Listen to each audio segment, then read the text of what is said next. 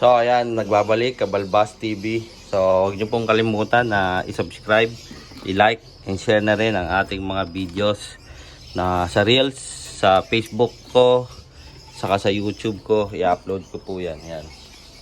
Yan guys, kinukuha ko sila. Eto.